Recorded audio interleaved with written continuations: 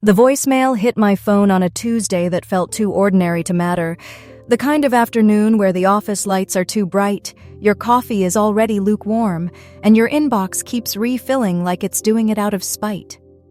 I saw my mother's name and expected something small, an update about my dad's doctor, a reminder about the weekend, some harmless family maintenance. It was 11 seconds. Her voice wasn't shaking. It wasn't angry. It was polished, careful, almost courteous, like she was leaving a message for a neighbor about a misdelivered package. Your father is aware of what you've done. Don't come by. Don't call him. We're going to handle this without you. That was it. No argument. No accusation I could respond to. No opening for a conversation. Just a sentence designed to end one. I stared at the screen until it dimmed and went black, like my phone was tired of watching me freeze. My chest didn't tighten because I was surprised. It tightened because I recognized the technique. That tone wasn't confusion. That tone was decision. A verdict delivered with a calm face so nobody could call it cruel. I replayed it once, not because I wanted to hurt myself, but because I was listening for my dad.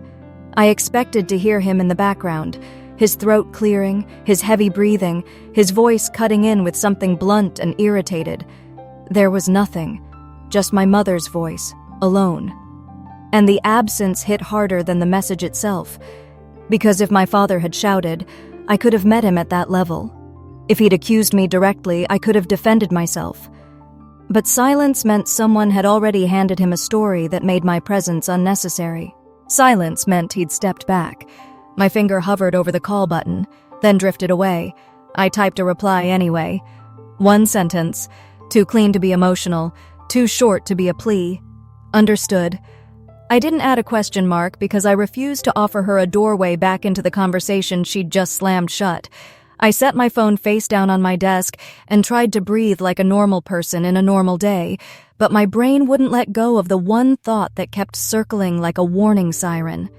If my mother was cutting me off this neatly, she wasn't doing it for peace. She was doing it for control, and control usually comes with paperwork. I work in risk operations for a mid-sized tech company, compliance, audit trails, incident response. My job is basically to imagine worst-case scenarios before they happen, and then quietly build walls so those scenarios never get to exist. I spend my days watching how people abuse access, how narratives get weaponized, how small lies become systems if no one challenges them early. That's why, after those 11 seconds, I didn't cry. Not at first. At first, my instincts clicked into place with the same cold clarity I feel when an alert hits our monitoring system. Something is wrong. Identify the surface area. Reduce the blast radius. Because my family wasn't just emotional. My family was entangled, financially, legally, reputationally. There were accounts with shared permissions, documents with old signatures, deals in motion that relied on assumptions made years ago when everyone still called me the responsible one. They loved saying that about me. Responsible, reliable, the one who keeps things together. What that really meant was useful. My name is Tessa Park. I'm 32, and I grew up in a family that treated competence like a resource to be extracted. My parents ran Parkstone Logistics. Quiet money, steady contracts, the kind of company nobody on social media talks about, but everybody in our city recognizes when they see the trucks. They weren't flashy. They were proud. Proud in that way that makes apologies feel like surrender and questions feel like disrespect. When I was 24, my parents asked me to help modernize the company. It was pitched as a compliment, a rite of passage. I was good at systems, good at details, good at making messy processes clean. So I built them clean processes. I built permission structures, approval workflows, account access rules, vendor payment controls.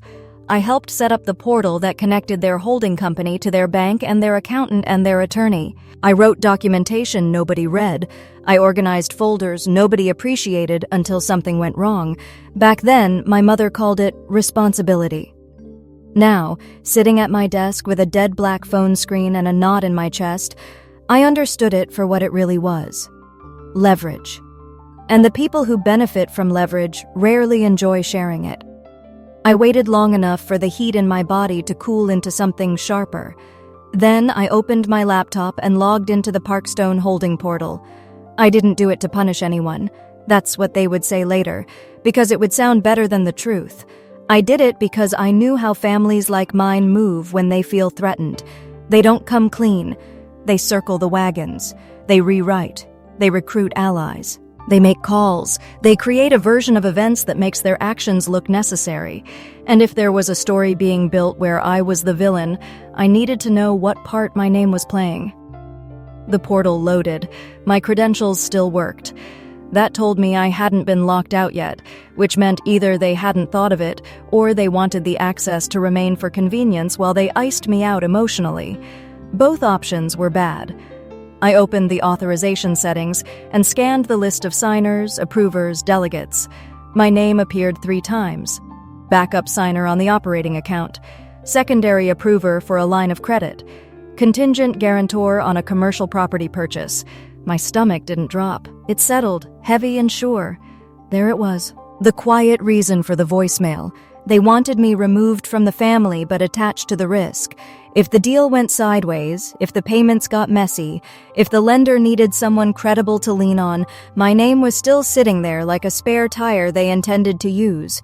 I clicked into the property acquisition folder.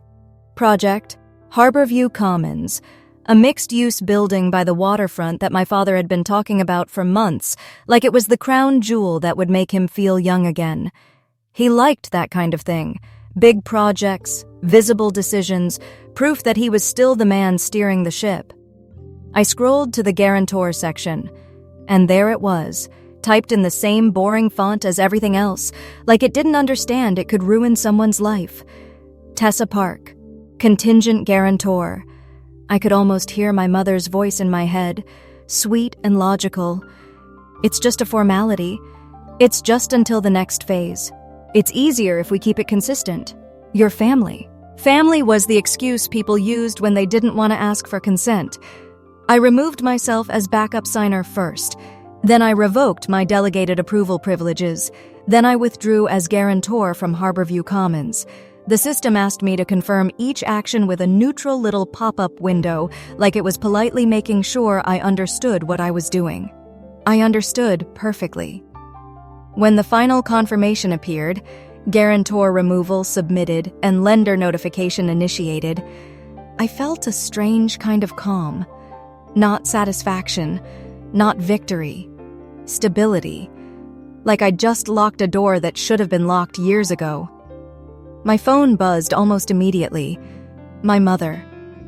"We need to talk. This is unnecessary. You're taking it too far." Too far. That phrase always comes out when the wrong person starts setting boundaries. I didn't reply. I didn't want a debate. I wanted clean lines. A minute later, my younger brother Jace texted, "What did you do? Dad is losing it. Why are you trying to embarrass us?" Embarrass. Another favorite word. In my family, embarrassment wasn't about feelings. It was about exposure. If other people could see the cracks, my mother couldn't pretend the house was perfect. Then my aunt called. Twice. I watched it ring out. Then a cousin messaged me. The kind I only saw at holidays. The kind who knew just enough to be dangerous. "People are worried about you. Mom said you're overwhelmed and not thinking straight. Please don't do anything rash." Overwhelmed, not thinking straight, rash. They weren't just reacting. They were planting language.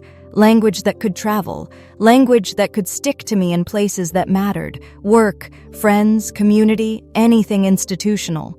That's the part most people don't understand about controlling families. The punishment isn't always screaming or insults. Sometimes it's a campaign. Sometimes it's concern.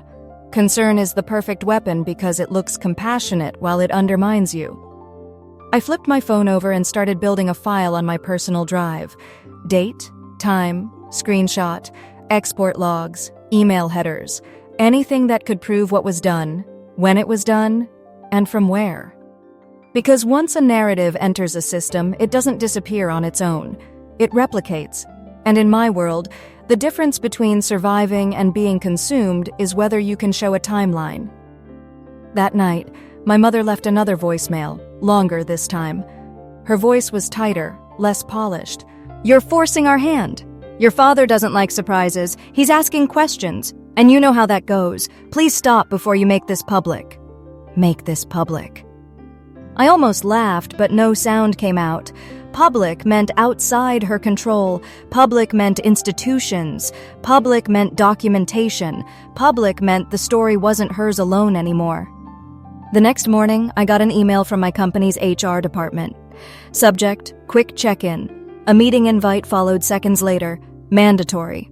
Documented. I sat across from an HR manager I barely knew, someone whose job was to keep the company safe from liability, not to protect me.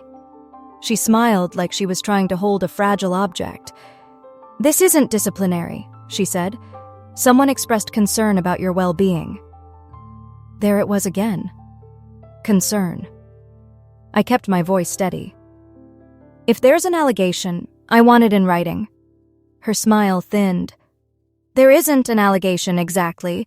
More like a narrative we need to acknowledge." A narrative. I sat back and felt something in me turn from fear into focus. My family wasn't just punishing me. They were building a file on me. They were trying to make me look unstable so that anything I did, anything I said, any boundary I held, could be labeled irrational. It's one thing to be disliked. It's another thing to be discredited. When I walked back to my desk, my phone had new notifications. A coworker I rarely spoke to texted, "Hey, saw something and wanted to check in. Hope you're taking care of yourself." Saw something where? I opened social media and found my brother's post. He hadn't named me, of course. He wasn't stupid. But the wording was unmistakable if you knew our family. Sometimes the hardest part of loving someone is admitting they're not okay. Boundaries aren't cruelty. Protect your peace. Comments flooded in.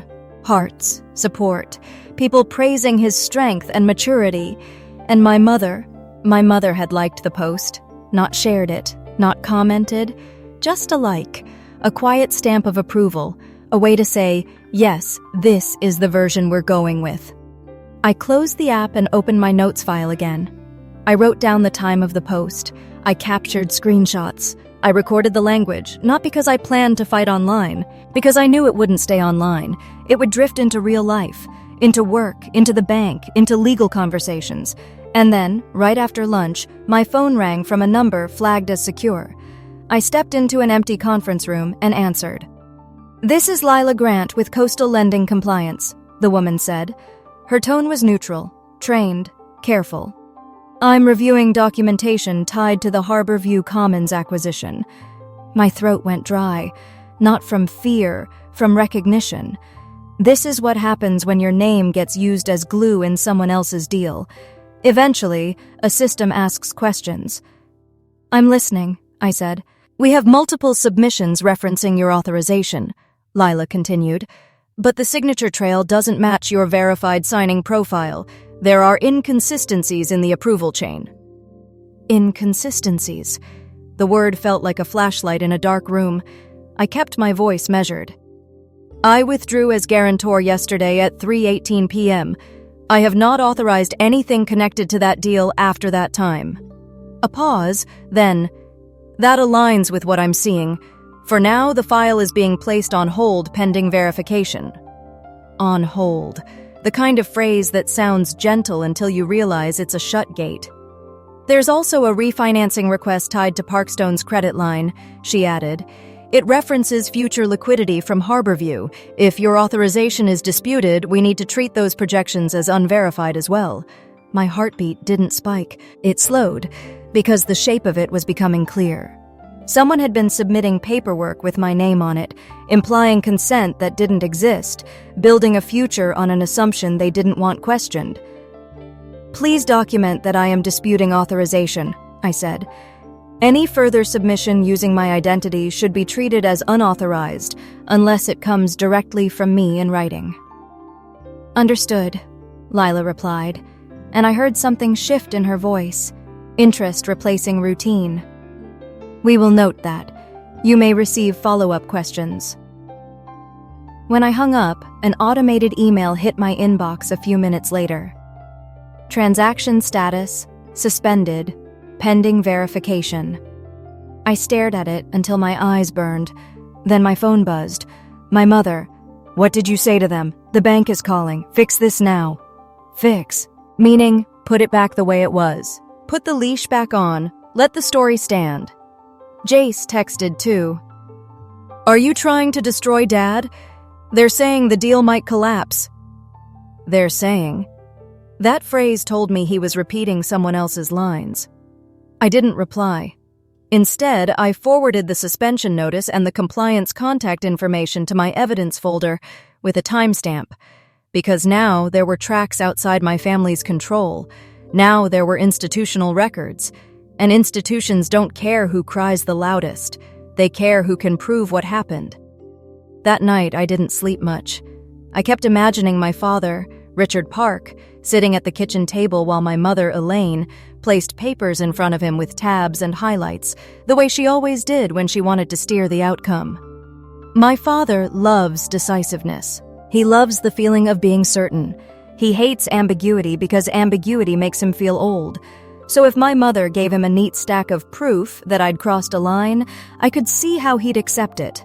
I could see him turning his disappointment into a wall. It didn't mean he hated me.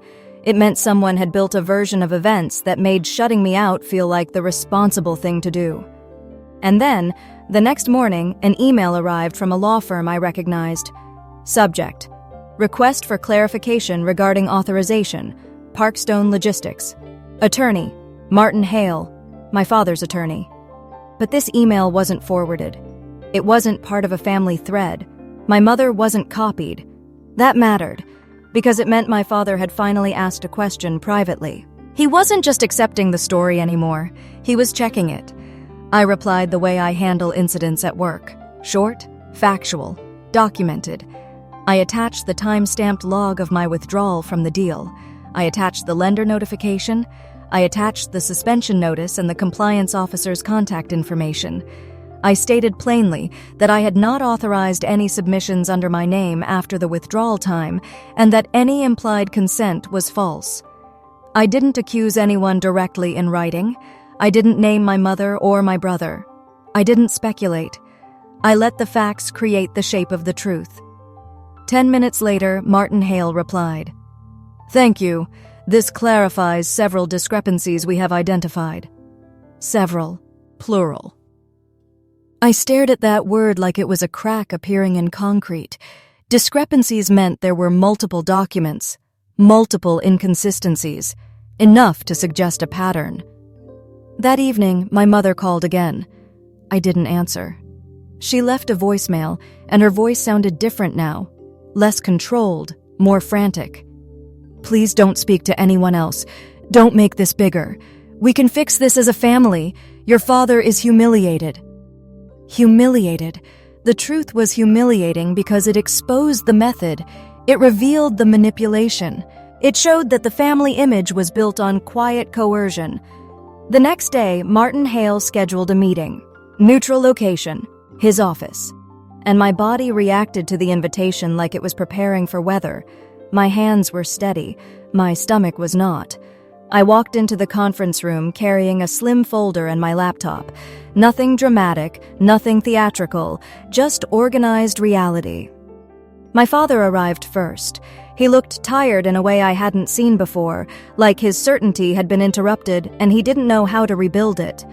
My mother arrived second, posture straight, face composed, lips pressed like she was holding something back. My brother arrived last, phone in hand, eyes jumping around the room as if he expected someone to ambush him. Martin Hale closed the door and sat at the head of the table. "We're here to establish facts," he said. "Not assumptions, not interpretations, facts." My mother leaned forward immediately. "This shouldn't have gone outside the family," she said, as if the outside world had wronged her by noticing. My father didn't look at me yet. His gaze was fixed on the table. My brother spoke fast, too fast. "She's been spiraling. She's been threatening things. She's angry because we told her no."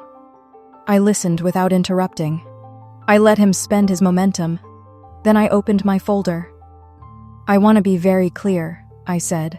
"I'm not here to argue about feelings. I'm here because my name is attached to financial actions I did not authorize." My father's eyes lifted slightly, like that sentence finally connected to the part of him that understands consequences. My mother's voice sharpened. "Nobody used your name. Don't exaggerate." I nodded once. Calm. "Okay." Then I turned my laptop toward Martin Hale and slid the first document across the table. It was the withdrawal confirmation with time and date, then the lender notification, then the compliance hold, then the access logs. My mother reached for the papers, flipping them quickly, as if speed could defeat meaning. "These could be manipulated," she said. I nodded again. "Screenshots can be. That's why I brought exports with metadata and submission IDs." Martin Hale leaned in and asked one question that cut through everything. "Who submitted the later forms after Ms. Park withdrew as guarantor?" The room went quiet. My brother shifted in his seat. His knee bounced under the table like it was trying to flee. I didn't look at him. I let the document answer. The submission ID traced back to a device registered under an email recovery profile tied to Jace. The IP address matched his apartment complex. The timestamp aligned with the exact window when he had texted me accusing me of embarrassing the family. My brother's mouth opened, then closed. My mother's face turned slightly, like she was looking for an angle to reframe the room. My father finally looked up fully, and the expression on his face wasn't rage. It was something heavier, disappointment mixed with realization. The moment someone understands they've been steered. My mother spoke softly, suddenly gentle. "We were trying to protect the family." Protect. That word again. My father's voice came out low and controlled. Protect it from what? My mother didn't answer, because the answer would have been honest. From consequences, from exposure, from accountability, from losing control of the story. My father exhaled slowly and placed his hand flat on the table. The gesture was simple, but it carried authority in a way I remembered from childhood, the way he'd end arguments without raising his voice. "This ends today," he said. My mother stiffened. "Richard," he held up a hand, not angry, just final. "No more stories, no more handling," he turned to Martin Hale. "Restructure the holding permissions, effective immediately. No implied authority, no assumptions. Everything in writing, every approval traceable." My mother's eyes widened. "You're cutting me out." My father corrected her calmly. "You retain beneficiary status. You're stepping back from control." My brother swallowed hard. "What about me?" My father looked at him like he was seeing him clearly for the first time in weeks. "You will not touch anything financial. Not now, not later." My brother's face flushed. I was trying to help. "Mom said—" My father's gaze shifted to my mother for half a second. A warning. "I don't care who said what. We are done using people as tools." Then he looked at me, and for the first time since the voicemail, I saw something in his eyes that resembled apology without the performance of it. "You should have been asked first," he said. The sentence didn't fix everything. It didn't erase the humiliation of being cast as unstable. It didn't undo the hours of staring at my phone waiting for a voice that never came. But it did something important. It put reality back in the room. My mother's voice went quiet, colder. "So you're choosing her." My father didn't flinch. "I'm choosing the truth. And I'm choosing not to lose my daughter because we were too proud to ask questions." There was a long silence after that, the kind that feels like a room settling into a new shape. The meeting ended without shouting. No dramatic exits, no slammed doors, just a reordering. And that reordering was the most shocking thing of all, because in my family, emotions were allowed, but consequences were rare. Outside the office, my father paused beside me in the hallway. "This won't go back to the way it was," he said. I met his eyes. I don't want it to. And I meant it, because the old way required me to be useful and silent at the same time.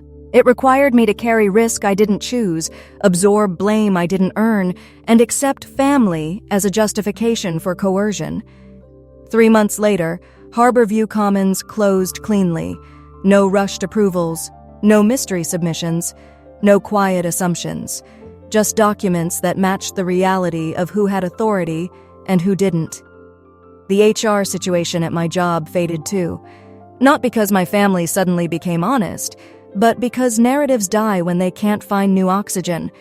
My work performance stayed solid. My documentation remained calm. And when people tried to hint around the edges, there was nothing for them to grab. My mother became careful with her words, which in our family was the closest thing to an apology she knew how to offer without admitting wrongdoing. She didn't call me much.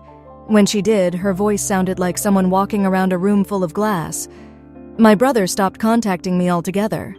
The silence wasn't dramatic. It was instructive. And my father did something he'd never done before. He started checking. He started asking for things in writing. He started insisting on transparency. He started treating access like a privilege, not an entitlement. One night, after the final paperwork cleared, he asked me to meet him for dinner. No attorneys, no folders, no tense, neutral conference room. Just a small diner outside the city where nobody knew us. He stirred his coffee longer than necessary, like he needed the motion to hold the words in place. I believed what was easiest, he said finally. And it made me lazy. He glanced up at me, eyes tired but direct. I won't do that again. That admission didn't erase everything. Trust doesn't snap back like a rubber band. It rebuilds like a system rebuilds, slowly, with checks, with permission boundaries, with clear rules and less room for manipulation. But it shifted something essential. It told me I was no longer negotiating with a wall. On the drive home, I kept thinking about that original voicemail, those 11 seconds that were meant to reduce me to a problem to be managed. And I realized the real lesson wasn't that my family had villains or heroes. The lesson was simpler and sharper. Love without boundaries becomes permission, and clarity is not cruelty. I didn't walk away from my family. I stepped out of a role that was never mine to carry alone. The fixer, the shield, the silent guarantor. And the moment I did, the keys they'd been using to open doors through me stopped fitting. If any part of this sounds familiar, if you've ever been punished for becoming less convenient, hold on to one thing. Don't fight the narrative with emotion. Fight it with daylight. Document the truth. Protect your name. Lock down your access. Build timelines. Save receipts. Because controlling people don't fear your anger. They fear your proof. This is Epic Reddit Files, and if you needed this reminder today, keep it close.